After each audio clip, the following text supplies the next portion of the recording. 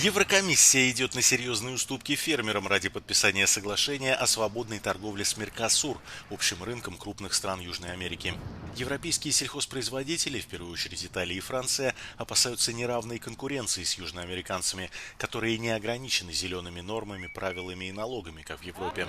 В среду Еврокомиссия объявила, что задним числом приостанавливает действие углеродного налога на удобрения, а также разблокирует субсидии в размере 45 миллиардов евро на 2028 год. Италию такие шаги, судя по всему, убедили. Именно неодобрение Рима сорвало подписание сделки, запланированное на конец прошлого года, но теперь Минсельхоз страны обещает поставить свою подпись.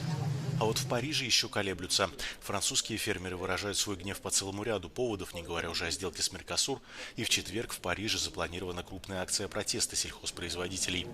При том, что председательствующий в ЕС Кипр собирается уже на пятницу назначить голосование по сделке.